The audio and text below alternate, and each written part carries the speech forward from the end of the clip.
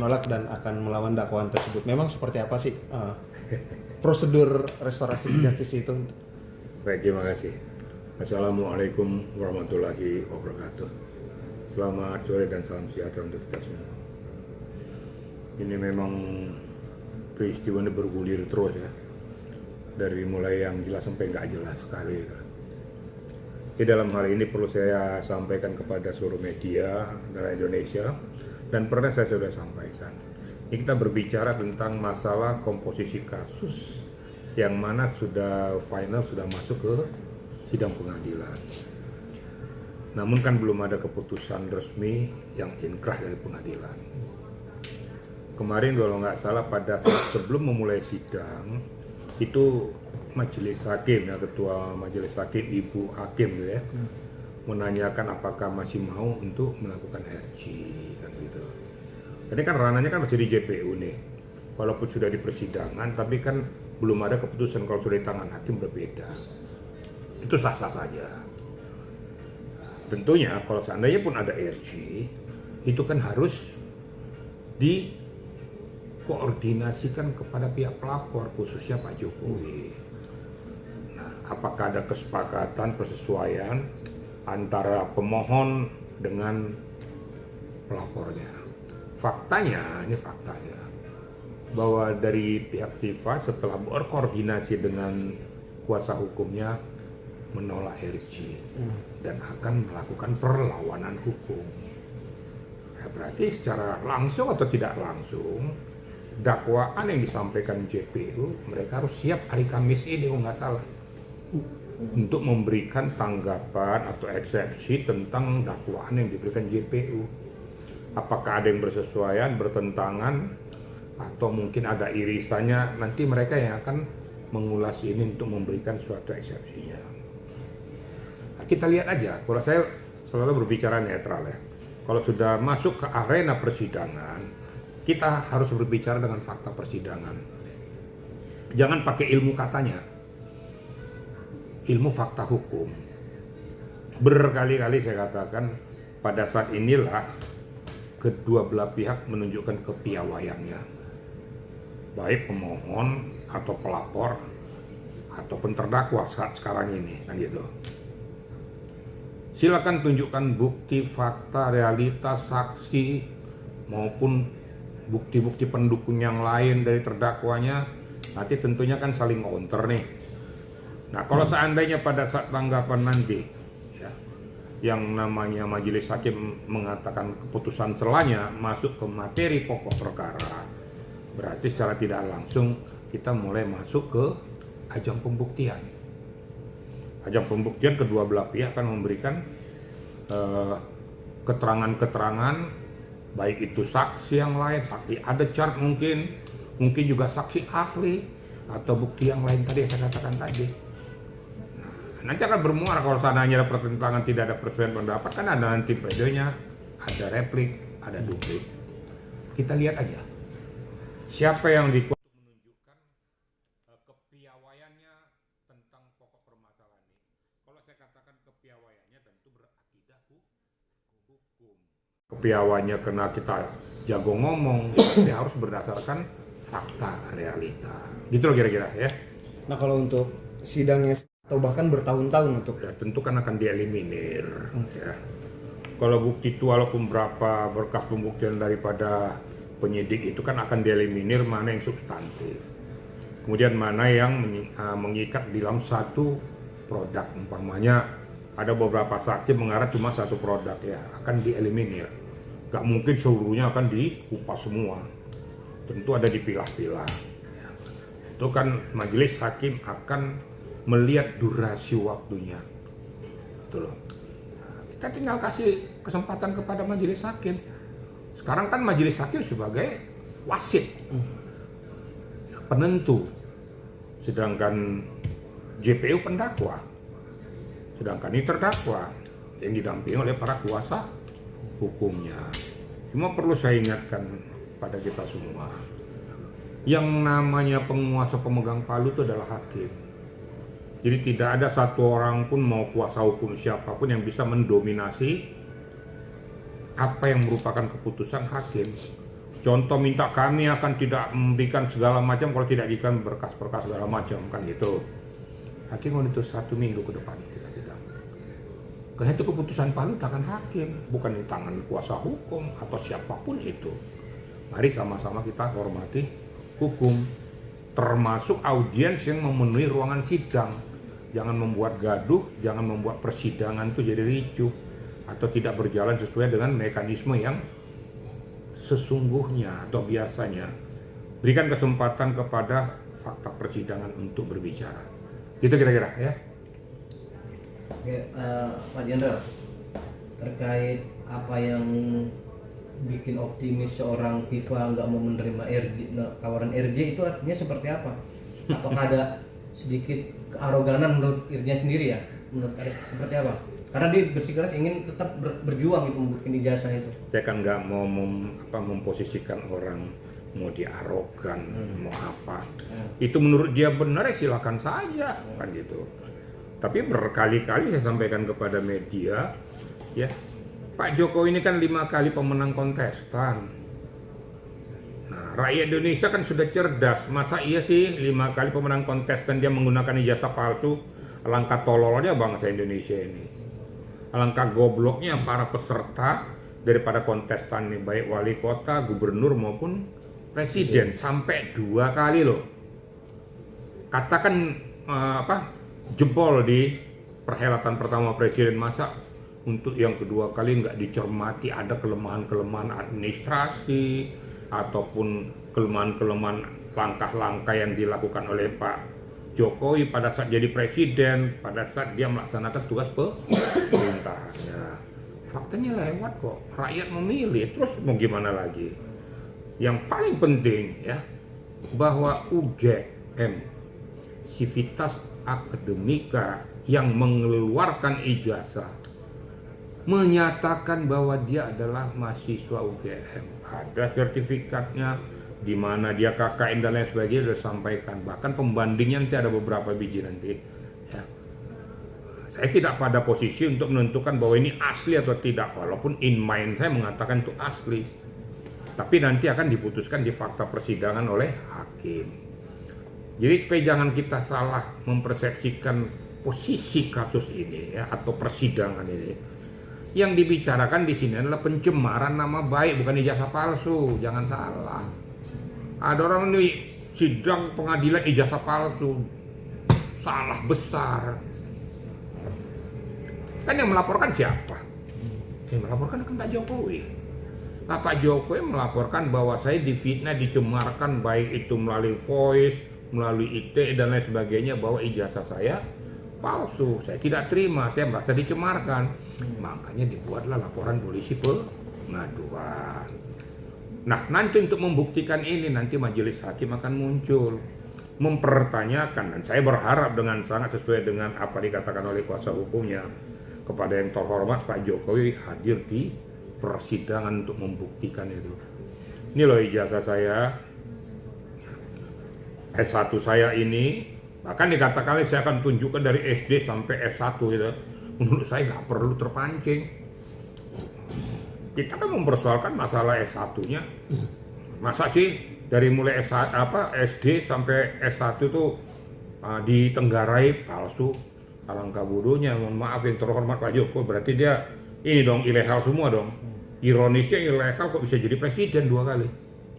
Masuk di akal nggak kira-kira? Saya lemparkan kepada media.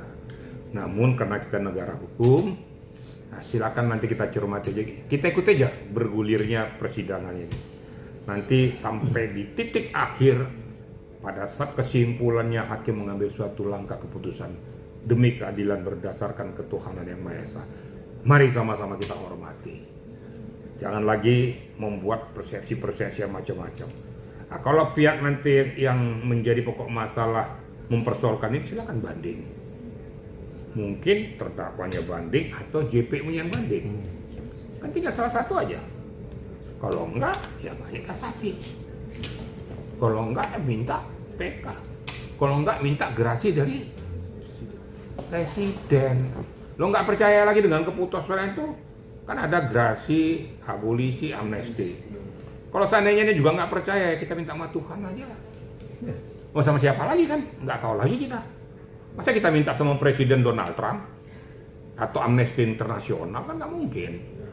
Nah, sama-sama kita patuhi, kita hargai hukum. Dan para kuasa hukum juga siapkanlah pelurumu. Tapi jangan mendominasi persidangan. Bukan kewenanganmu, kewenangan ada di tangan hakim. Paham tujuan saya maksudnya ya? Kenapa ya? Saya lihat kemarin persidangan itu saya senyum-senyum aja. Saya mohonkan hakim harus tegas. Kalau sudah berkali-kali terus dipotong hakimnya tegaskan aja. Saya lagi bicara, Anda jangan potong-potong. Itu kira-kira ya. Satu Ganti ya. Iya, oke.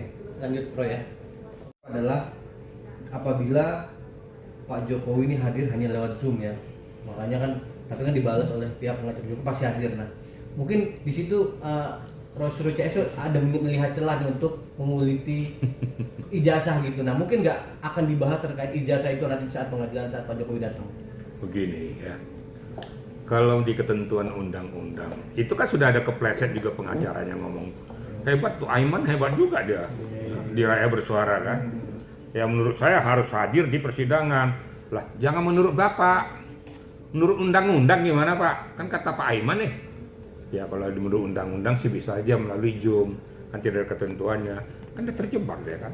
Makanya salah satu terdakwa cengengesan nggak bisa ngomong lagi. Tapi saya berharap ya supaya menunjukkan kepada publik muncul aja nggak apa-apa. Ya. Karena juga beliau sudah ngomong saya akan datang. Terus kuasa hukumnya sudah bicara bahwa akan hadir di persidangan. Sebenarnya dalam fakta persidangan nanti kan nggak banyak persoalan. Tunjukkan ini Pak Jokowi, kenapa Bapak melaporkan ini? Karena saya dicemarkan nama baiknya. Ini loh ijazah saya, S1 saya. Silakan Pak dicek, apakah asli atau palsu. Nah, kalau gitu teriak tuh, kami minta diperiksa oleh ahli dari forensik. Datangkan ahlinya.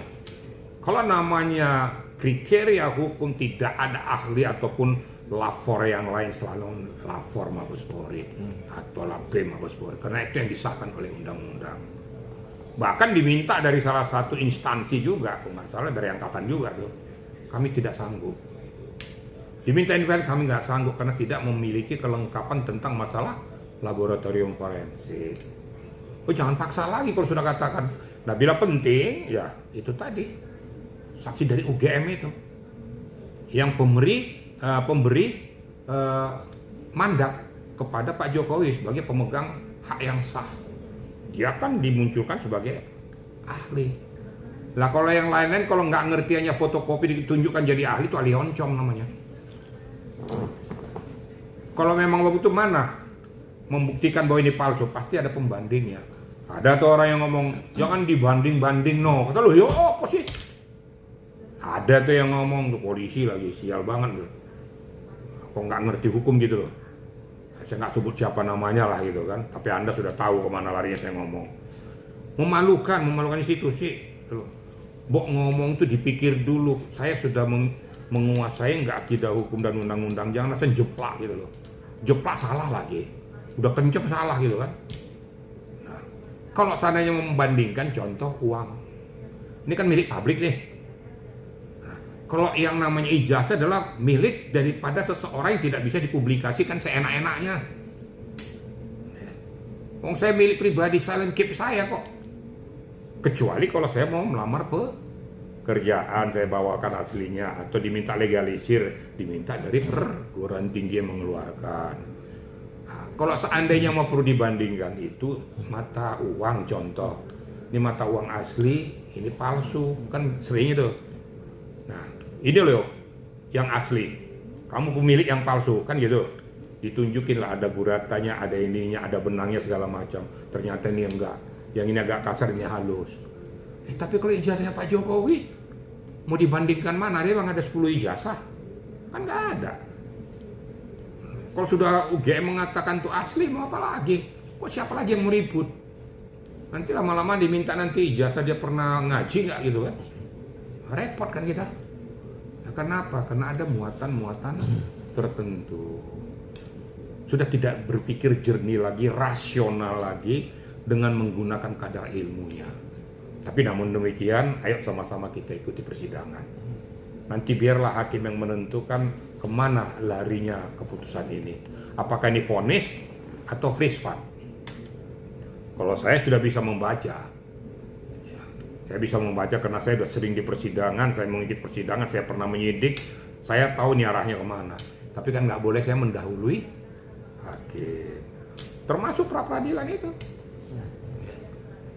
Pra-peradilan ada, pra-peradilan diajukan 2 kali dengan substansi yang berbeda. Emang bisa mempra-peradilan ke penerapan pasal? Penerapan pasal itu kan materi pokok perkara. Yang dipra-peradilankan itu adalah subjek formil, sah tidaknya suatu penangkapan, penahanan, membuat tersangka seseorang, itu pun ada alur yang harus dilalui.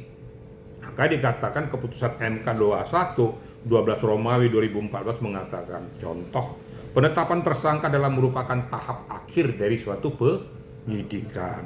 Berarti dalam penyelidikan mencari bukti permulaan. Naik SPDP langsung ke penyidikan. Penyidikan untuk mencari peristiwa pidana.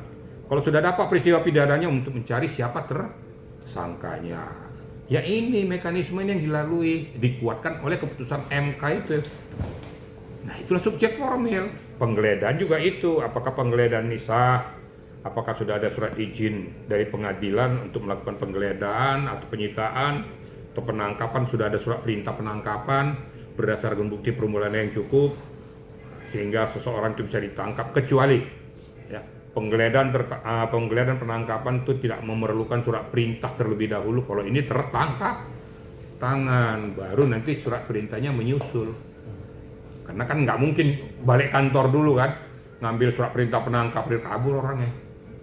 Itu kira-kira. Jadi mari sama-sama kita cerdas, tapi kita berikan kesempatan kedua belah pihak. Apapun keputusannya, sama-sama kita hormati. Itu kira-kira ya. Atau rapid baru ini karena ketidakpuasan atas yang kemarin. Ya nggak puasnya kemana? Nah ini kan kalau prapit itu kan sekali prapit itu harusnya substantif dong. Jangan prapit 1 lewat, prapit 2 lewat, prapit 3 lewat. Terus prapitnya itu namanya pengadilan. Dia tidak akan pernah menolak orang untuk melakukan, kan dikatakan alhamdulillah bahwa prapit kami sudah diterima oleh pengadilan, sudah ada daftar registernya kan gitu kan. Di pengadilan nggak mungkin nolak. Memang siapapun pencari keadilan, mau benar atau tidak benar, pasti akan menerima. Nanti masalah keputusannya nanti. Kalau saya lihat substansinya kemarin ya saya senyum-senyum aja gitu kan. Kembali lagi saya sudah tahu kemana muaranya. Ini pun yang sedang diputuskan nih dalam kesimpulan saya sudah tahu muaranya kemana. Berarti tidak ada keterbatasan ya untuk prapit itu? Kapan? Enggak dong, di KUHP yang baru sekarang nih prapit cuma dilakukan 1 kali dalam substansi yang sama. Nggak bisa, kalau dulu masih bisa. Akibatnya orang prapit, nggak akan selesai-selesai. Nanti lama-lama dikatakan ini kan hanya upaya untuk mengulur-ngulur waktu. Karena sudah masuk ke fakta persidangan, dia sudah tahu akibatnya apa. Nah, tapi silakan aja, kan itu haknya yang bersangkutan kok. Kita juga nggak, kenapa lo prapit, nggak usah. Biar nanti hakim mengatakan. Hormati hak daripada mereka juga ya.